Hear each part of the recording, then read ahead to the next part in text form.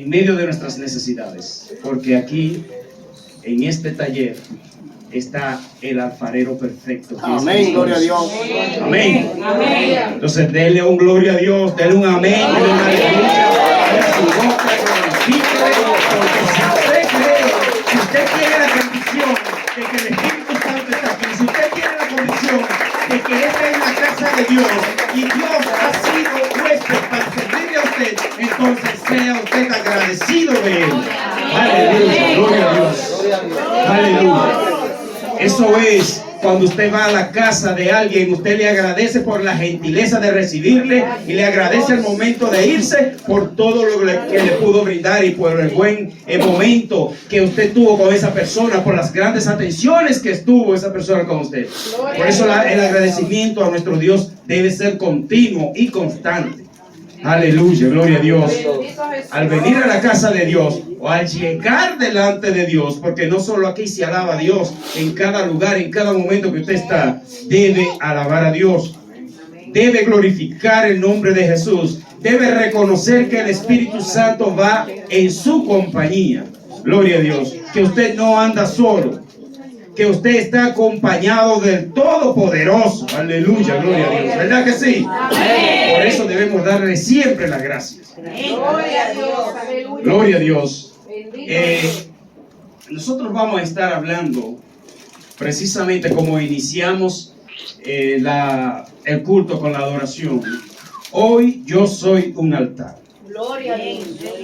Pero ¿qué necesitamos para poder ser ese altar digno para que el Espíritu Santo more en nosotros? Hay un proceso y unas circunstancias que nosotros mismos debemos reconocer para que el poder del Espíritu Santo, para que la presencia del Espíritu Santo pueda morar en nosotros.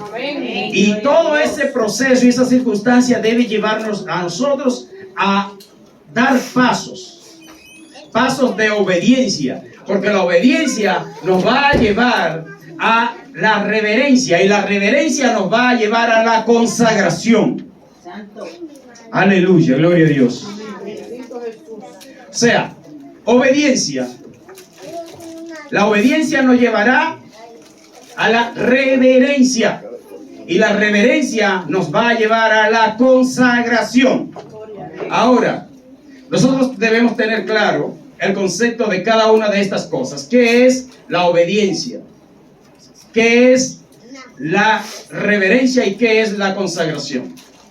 Cuando nosotros obedecemos es porque o nos someten o porque entendemos que debemos hacer algo que va a ser a favor de nosotros o nosotros haremos a favor de alguien más un accionar.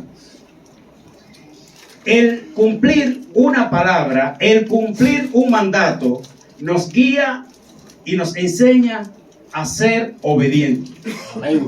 Así como David fue obediente al llamado a su reinado, así como Abraham fue obediente al llamado que Dios le hizo, tuvo su recompensa. La obediencia a la palabra de Dios, por ende la obediencia a Dios nos empieza a llevar a un nivel más alto. Pero muchas veces nosotros estamos aquí en el ministerio, en la iglesia, con las responsabilidades, con las cosas que Dios nos pone, con todo lo que Dios nos instruye, pero no necesariamente somos obedientes. No necesariamente estamos obedeciendo a la palabra de Dios. No necesariamente estamos haciendo la voluntad de Dios. Y ahí es donde nosotros debemos analizarnos, debemos buscar, debemos corregirnos. ¿Por qué? Porque en esa obediencia es donde Dios empieza a tratar con nosotros y a moldearnos. La palabra de Dios nos llama a ser obediente y empieza precisamente la obediencia desde que Moisés empezó a escribir los mandamientos. En esos mandamientos Dios nos instruye que seamos obedientes a no llevar la contraria, porque los mandamientos dicen que no son para salvación sino para condenación. Y muchas veces la persona dice, como que hay un choque. ¿Cómo que los mandamientos son para condenación? Sí, los mandamientos te condenan, porque los mandamientos te están diciendo, si tú incumples tal cosa, está condenado. Ahora, te llevan a salvación cuando tú obedeces los mandamientos. No matará, no robará, no codiciará, no deseará la mujer de tu prójimo, amarás a Dios sobre todas las cosas. Entonces, todo eso es lo que te va a llevar a la salvación, pero por medio a la obediencia. Dice en 1 Corintios 15:58. Así que, hermanos míos, amados, estad firmes y constantes, creciendo en la obra del Señor siempre, sabiendo que vuestro trabajo en el Señor no es en vano. En gloria a Dios. Oye, le voy a volver a repetir. 1 Corintios 15:58. Así que, hermanos míos, amados, estad firme y constante. ¿Qué es estar firme y constante? La firmeza nos llama a no ser voluble, a que cualquier vientecito no nos lleve a rebelarnos, a estar llevando la contraria a la palabra de Dios, o a estar buscando contienda contra el hermano, contra el pastor y muchas veces contra los amigos. Ahora, cuando hay que contender con la palabra en contra de aquellos que se levantan, pues hay que hacerlo como hizo el hermano Samuel. Hay que hablar y decirle: yo no sé qué tanto tú sabes de la palabra, yo no sé si tú te sabes la Biblia desde el Génesis hasta el Apocalipsis. Yo lo que sí sé es que lo poco que yo tengo de la palabra es por la revelación. Amén, gloria a Dios. Hay personas que te pueden decir la Biblia desde la A hasta la Z, pero no te pueden predicar un mensaje de salvación. La palabra es para salvación, por eso debemos obedecerla. Es el primer paso que nosotros debemos dar para ser altar del Todopoderoso: obediencia a la palabra.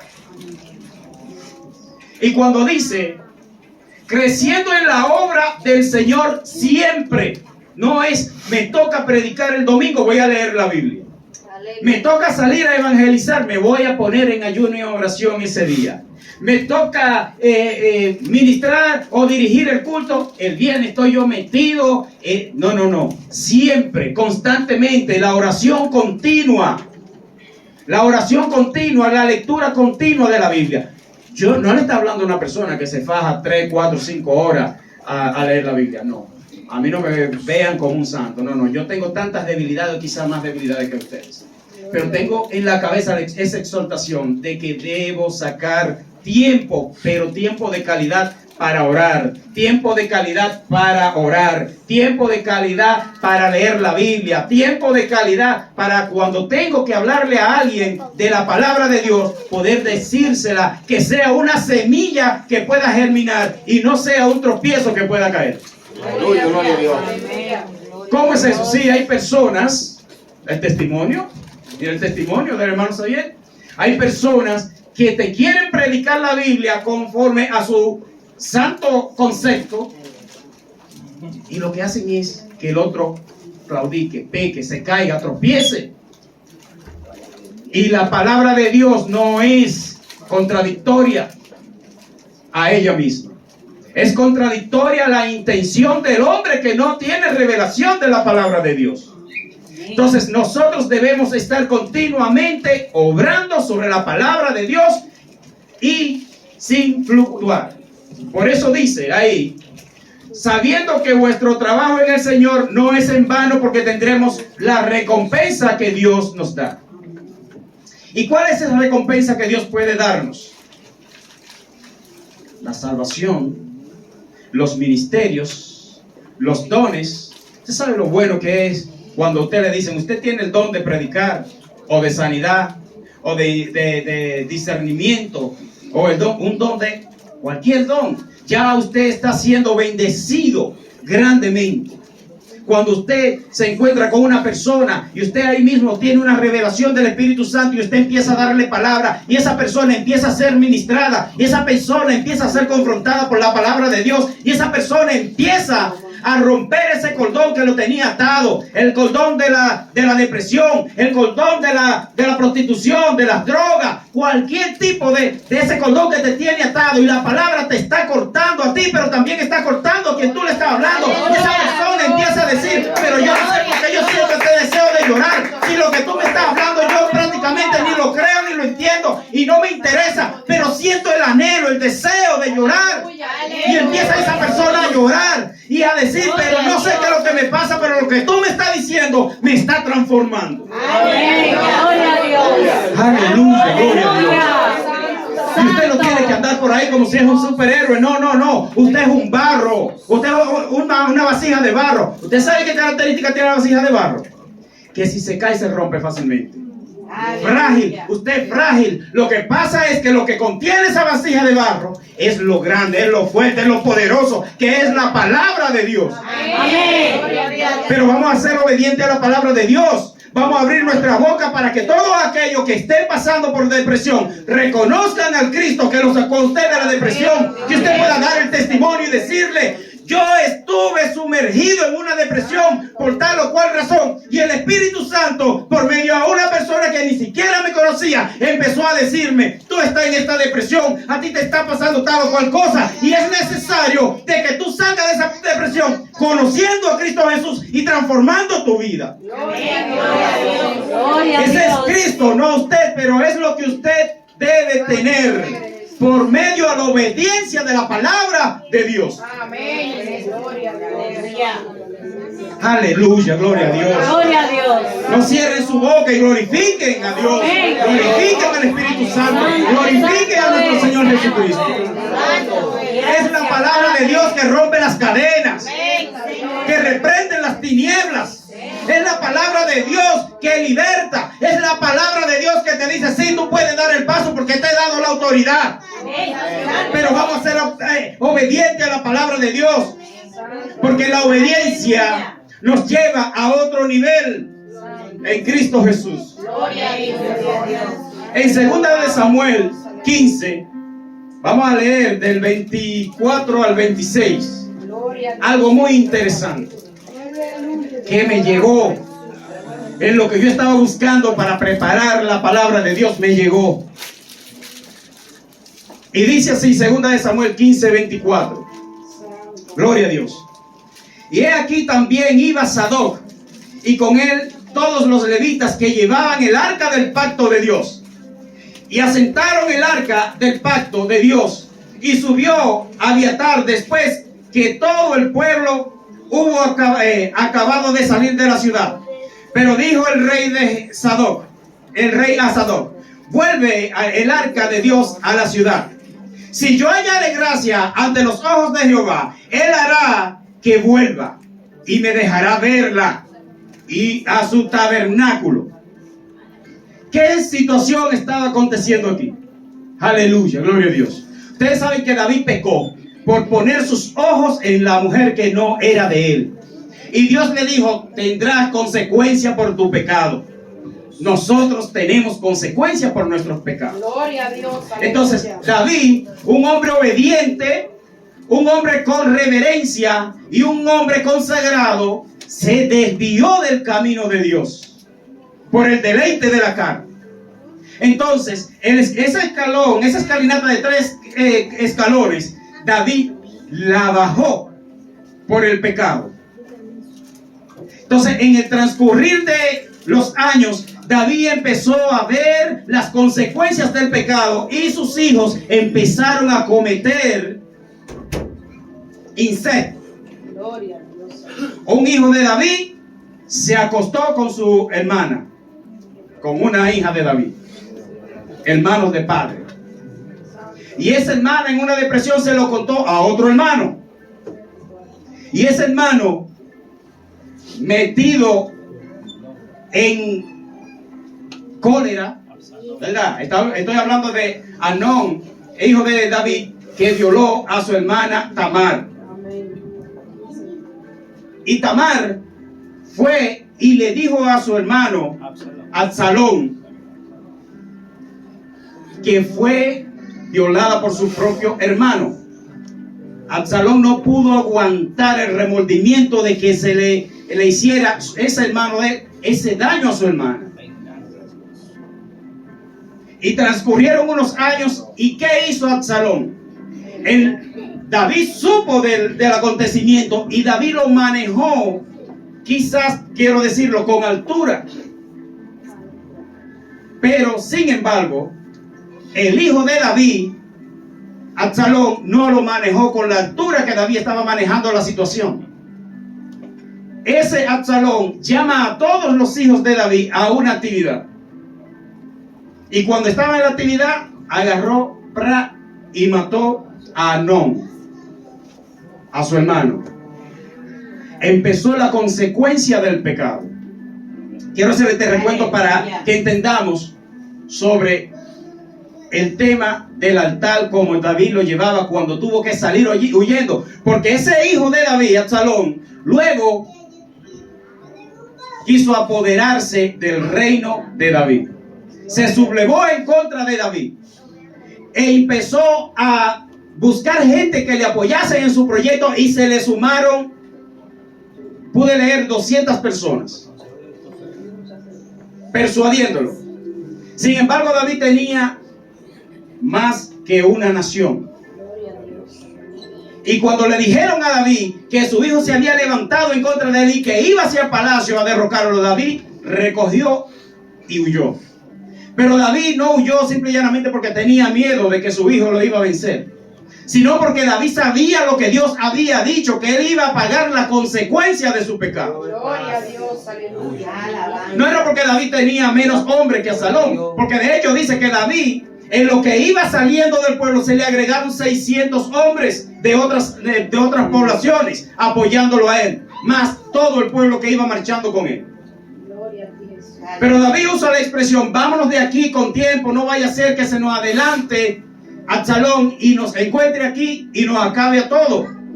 Pero David no dudó de la fortaleza que él tenía y de su ejército. David no dudó de la fortaleza, tampoco pensaba que su hijo tenía la fortaleza tan grande para poder vencerlo. David lo que sí tenía pendiente, que su altar se había derrumbado por su pecado, y la consecuencia del pecado podía sufrirla allí, y no solo él, sino también su pueblo. Pero a medida que David iba caminando y llevaba con él el arca del pacto, porque se fue con el arca del pacto con los levitas y con el sacerdote, David en el camino dice: no, pero espérate, yo no puedo cometer el error de llevarme el arca del pacto otra vez. Retórnalo allí donde está, porque David sabía qué significaba el arca del pacto. David sabía qué era esa arca y cuál era el poder que moraba en esa arca. Gloria a ti, Jesús. Y David dijo: llévalo allí, y si es la voluntad. Ahí es donde yo confirmo que David no dudaba de la fuerza de su ejército.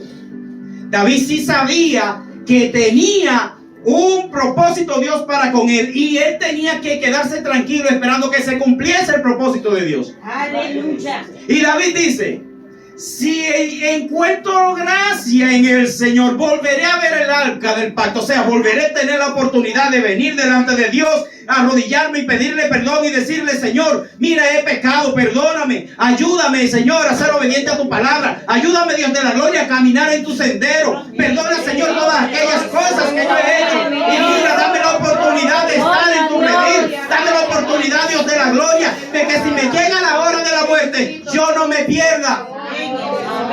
Eso era lo que tenía David con problemas. David como rey y como hombre podía acabar al hijo como una mosca, pero David sabía que había una consecuencia del pecado y que eso era lo que le seguía. Pero su humillación fue tan grande que dijo: si encuentro gracia en el Señor, volveré a ver el arca del pacto. ¿Dónde mandó ver el arca del pacto? Otra vez al pueblo. O sea, si tengo gracia de Dios, volveré a lo que es mío. En el nombre de Jesús. Entonces David recordó que tiene un Dios que es poderoso y es misericordioso.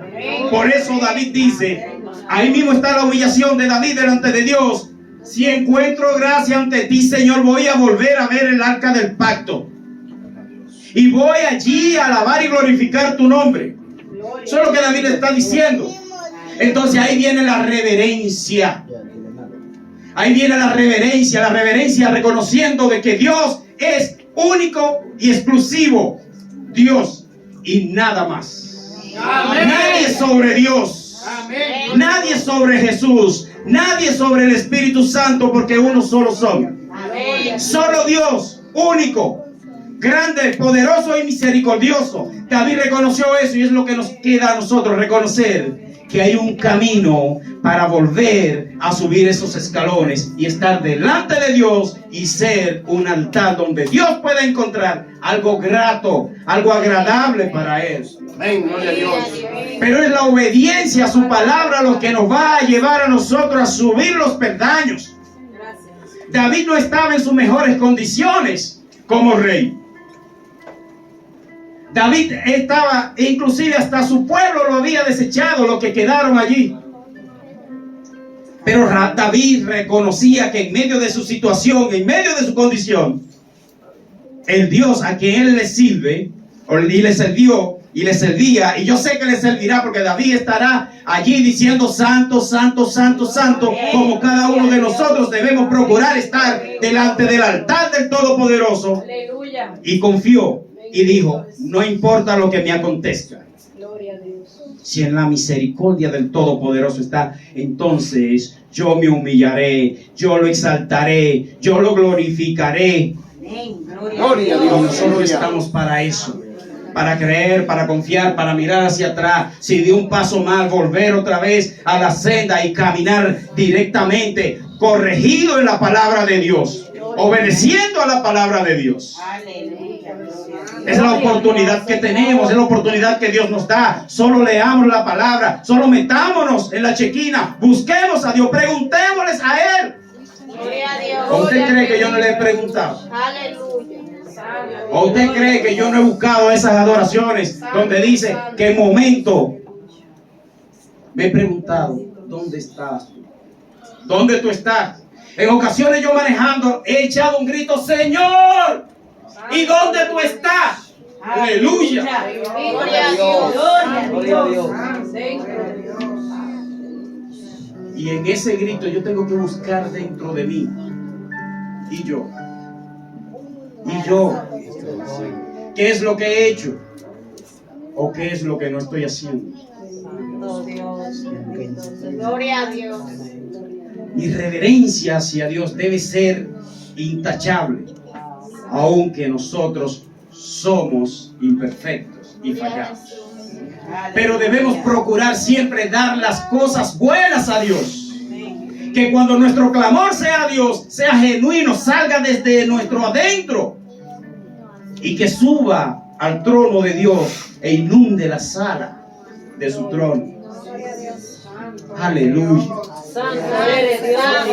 Pregúntele en medio de su aflicción. Óigame, en esa reverencia que usted le hace a Dios, pregúntele en medio de su aflicción, Señor, ¿dónde tú estás? Porque quiero servirte, y para servirte quiero conocerte. Quiero tener, Señor, esa relación contigo, Dios de la gloria, mi Jesús. Espíritu Santo, déjame sentirte, déjame confirmar lo que tanto he escuchado. Déjame confirmar lo que tanto he leído. Déjame sentir tu presencia. Yo sé que yo no puedo tocarte, pero tú puedes, Señor, tocarme a mí. Tú puedes transformarme, Dios de la gloria. Tú puedes hacer conmigo, Señor, lo que tú quieras. Tú sabes cuáles son mis necesidades. Tú sabes cuáles son mis necesidades. Pero solo tú